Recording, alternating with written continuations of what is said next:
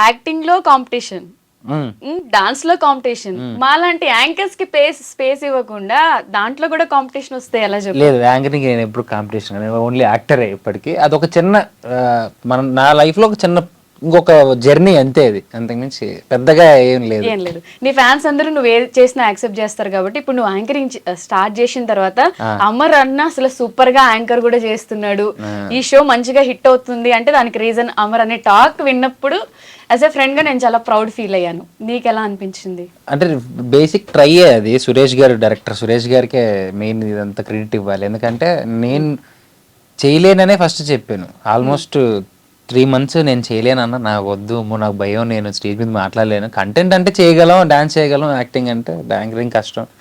లేదు మేము చేయించుకుంటాం, నీకు ఎందుకు, నువ్వు రా అమ్మర్ అని చెప్పి తీసుకెళ్ళి మెల్లగా ఆ ఇయర్లో పుష్ ఇచ్చి దానికి సపోర్ట్ చేసి. అండ్ నేను కొత్తగా అయితే నేనేం ట్రై చేయలేదు, యాజ్ యూజువల్గా. I'm happy to say like Sreemukhi అక్క, ప్రదీప్ అన్న, సుధీర్ అన్న, రవి అన్న, ఝాన్సీ గారు, సుమ గారు, వీళ్ళందరూ ఉన్నారు కదా. సో వాళ్ళందరినీ అప్పుడప్పుడు చూస్తూ ఉంటాం, వాళ్ళతో షోలు చేస్తూనే ఉన్నాం కాబట్టి అన్ని ఆల్ మిక్స్ కర్రీ అంతే. వెజిటేబుల్ బిర్యానీ అదే, ఏం కొత్తగా ఏం లేదు. ఎందుకంటే మనం కొత్తగా ట్రై చేయడం ఎప్పుడు చేయకూడదు, మనం చేసే దానిలో కొత్తదనం కనిపిస్తే చాలు. ఓకే, సో ఇప్పుడు నీ లుక్ చూస్తే నాకు ఏమనిపిస్తుంది అంటే జూనియర్ రవితేజ లాగా హెయిర్, నీ మేనరిజమ్స్ అంతా నాకు కొంచెం అలా, అంటే ఆయన ఫ్యాన్ నువ్వు అని అందరికీ తెలుసు, బట్ దాన్ని ఓన్ చేసేసుకున్నావేమో అనిపిస్తుంది రవితేజ గారిలో. అది చిన్నప్పటి నుంచి ఇష్టం కదా, అది మామూలుగా. ఆయన గురించి ఎంత చెప్పుకున్నా, ఎన్ని ఇంటర్వ్యూస్ లో చెప్పినా, ఎన్ని స్టేజ్ మీద చెప్పినా అది అంతే. అయితే August 9th సో బోనాల్ ఈవెంట్ లో ఒక సాంగ్ వస్తుంది, ఇరుముడి. అప్పుడు తెలుస్తుంది పూనకాలే. అప్పుడు రియల్ అంటే చాలా రోజుల తర్వాత నేను కూడా చాలా ఇష్టపడి చేశాను.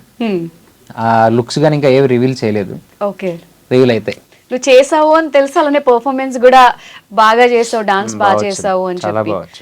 ఎందుకు అంటే రవితేజ గారి సాంగ్ చూస్ చేసుకోడు? ఇరుముడి సాంగ్ అసలు ఆ రవితేజ గారు చేసిందే చాలా హిట్ అయింది, హైలైట్ అయింది, దాన్ని నువ్వు చూస్ చేసుకుని ఎందుకు తీసుకున్నావు? బేసిక్గా అంటే అయ్యప్ప సాంగ్ అంటే నాకు దేవుడు, ఐఎమ్ సో డివోషనల్, అంటే కొద్దిగా ఎక్కువ కనెక్ట్ అవుతాను, బాగా తిరుగుతూ ఉంటాం టెంపుల్స్ కానీ ఏదైనా కానీ, నేను బాగా కనెక్షన్ ఉంటుంది.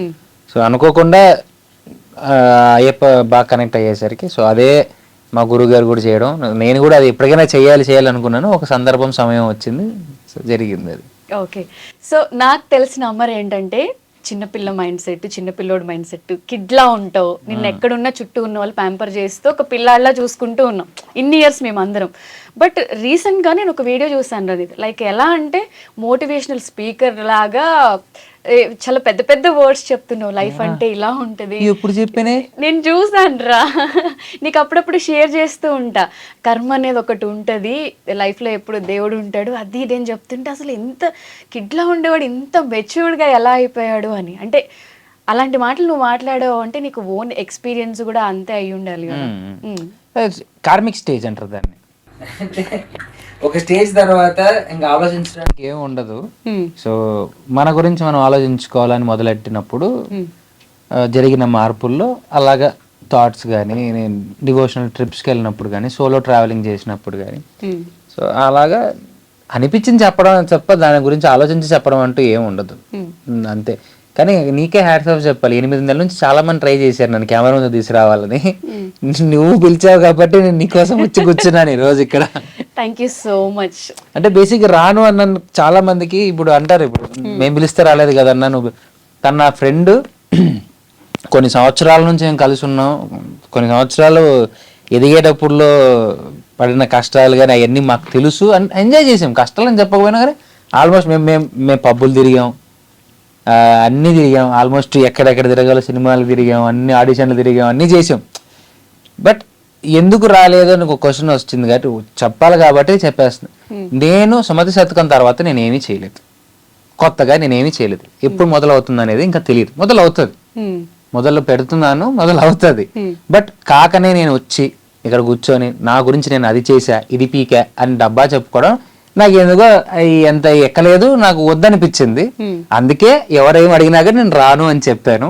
నా ఫ్రెండ్ కోసం నేను రావాల్సి వచ్చింది తప్ప ఇక్కడ నేను ఆ సెల్ఫ్ డబ్బాలు కొట్టుకోవట్లేదు. బికాస్ నేను ఏదైనా రావాలి చెప్పాలి అంటే ఫస్ట్ నాకు నేను ఏం చేస్తున్నా అనే విషయం నాకు తెలియాలి.